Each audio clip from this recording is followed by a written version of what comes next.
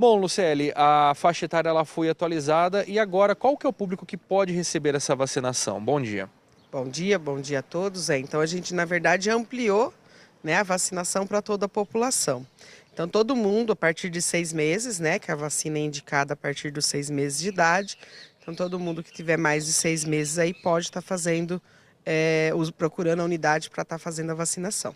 A ampliação da faixa etária para receber essa vacina, ela se deve por conta da baixa procura da vacinação do grupo prioritário? Sim, se deve à baixa procura, né? Então a gente tem um tanto de vacina aí em estoque, estamos para receber mais e a procura, na verdade, foi muito baixa, né? Até ontem a gente aplicou 8.000 doses da vacina. A gente tem em estoque, né? Que a gente recebeu em torno de 18, então a gente tem uns 10.000 aí em estoque ainda e temos que receber mais. Haja visto que o nosso público prioritário era de 33.000 pessoas aqui no nosso município. Então a gente deve receber mais doses aí ao longo desses dias agora e por isso decidimos abrir, né? Dos 33 mil pessoas que a gente precisava vacinar do grupo prioritário, a gente só atingiu 24%. É um número muito baixo, muito preocupante. Haja visto que os grupos prioritários são os grupos mais preocupantes, né, com maior risco de complicações e uma possível internação. Portanto, nos deixa preocupado porque essas pessoas não vieram vacinar. E por outro lado, a gente sabia que tinha muita gente, né, querendo fazer essa vacina, que não pertencia aos grupos prioritários.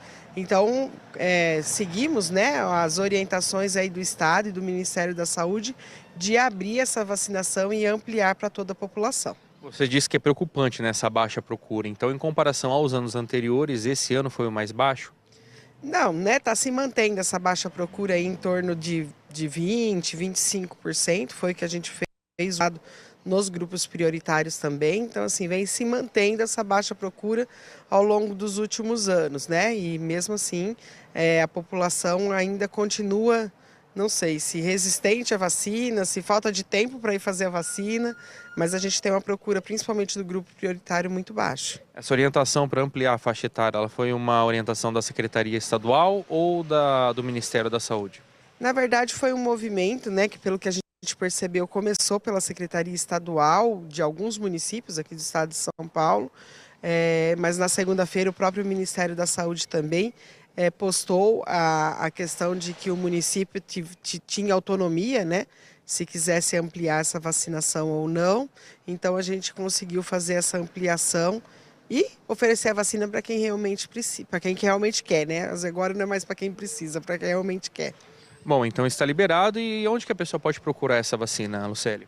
Nos mesmos postos, né, que a gente já vinha anunciando aqui. Então a gente tem 8 salas de vacina, que é o Centro de Saúde, a Pereira, o São José, Bairro Alto, Caique, Quarto Centenário, no Paraíso e também no distrito de São Lourenço do Turvo. No horário comercial. Isso, no horário das 8 às 4h30 da tarde. E tem que levar algum documento? É importante levar um documento pessoal, né? E a carteirinha de vacina aí, quem tiver, que é importante que a gente já avalia se tem a necessidade de fazer mais alguma vacinação e também já deixa o registro correto na carteirinha. Caso a pessoa ela tenha contraído alguma doença viral, ela pode tomar vacina normalmente ou é bom esperar um tempo? Não tem contraindicação em relação à vacina da gripe, né, da influenza. Mas lógico, se a pessoa estiver passando por um período com febre, aí, o processo de alguma doença, tomando anti-inflamatório, tomando antibiótico, a gente pede, né, que espere passar esse período para depois tomar a vacina.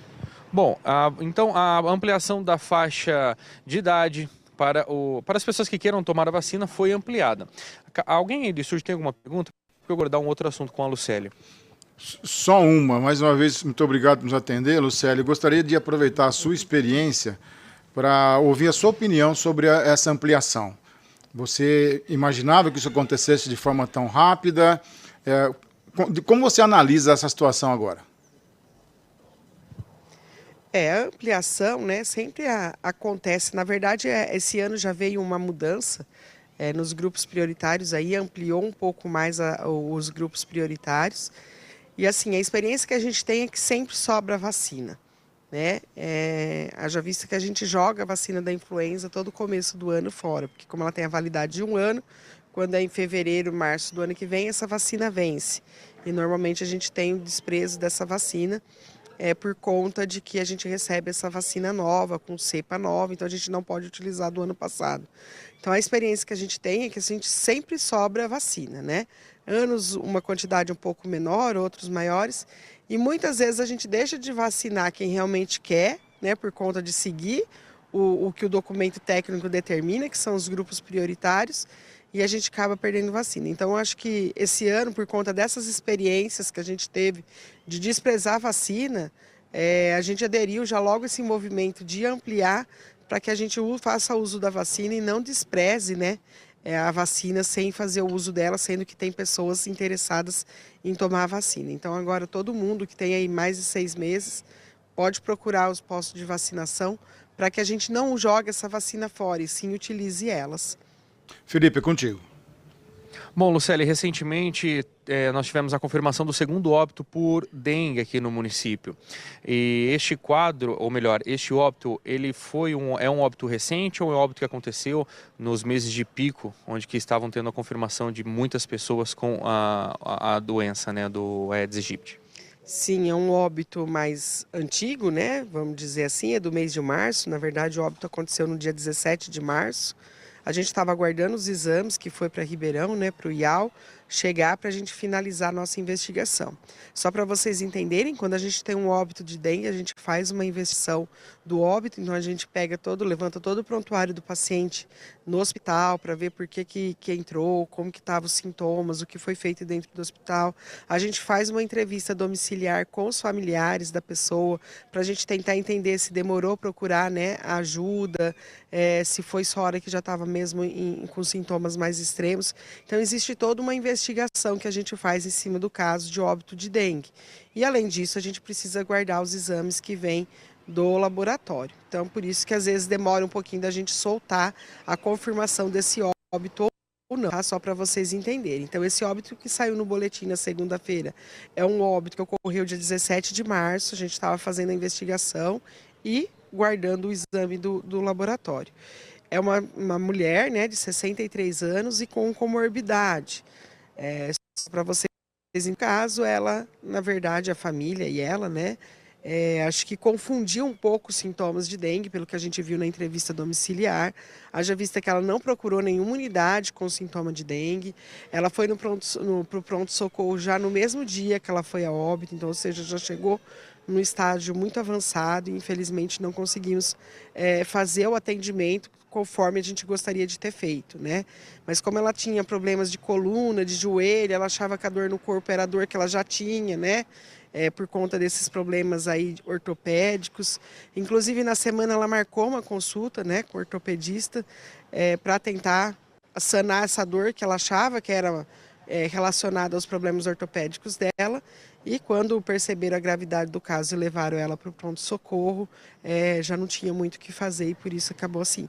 É um pouco do que a gente sempre avisa, né? Nos primeiros sintomas, procure a unidade, porque se a gente começa com hidratação, faz o acompanhamento, é mais fácil da gente prevenir uma evolução grave, né? Uma complicação e um óbito. Então, assim, é um alerta, né? Que sirvam de um alerta para a gente essa questão do óbito da dengue, com relação a essa demora na procura ou essa de achar que é outra coisa, que vai passar, né? Ficamos pensando que talvez ela tenha tomado, o marido não soube nos responder, mas talvez por essas doses ela tenha tomado anti-inflamatório, que é uma contraindicação quando a gente está com dengue, né? Porque acaba mascarando os sintomas e complicando algumas situações.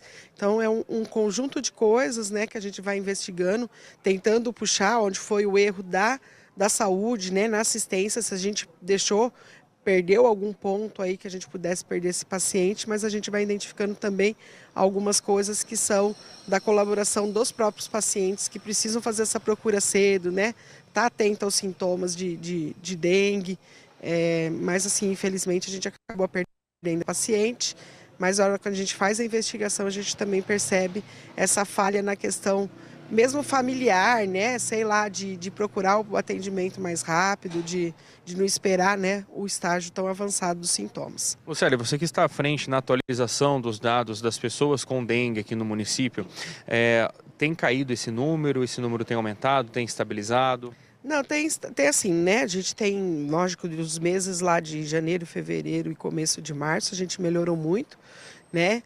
Os dias atuais aí a gente tem notificado em torno de 20 a 30 pessoas e positivos para dengue a gente tem notificado por dia em média de 5 pessoas. Então, assim, caiu muito, né? Que haja vista que lá no começo, às vezes, a gente tinha um avanço de um dia para o outro de 100 pessoas com dengue, né? Confirmados com dengue. Então, assim, a gente diminuiu um pouco.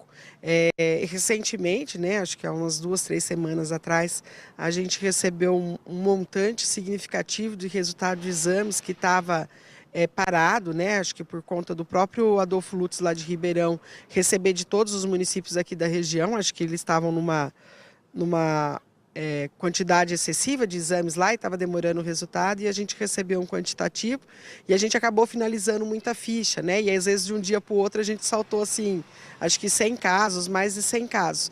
Mas na verdade não são casos novos, né? Eram esses casos que quando a gente coloca lá que tem 200 e poucos em investigação, 500 e pouco em investigação, são esses exames que a gente ainda não recebeu.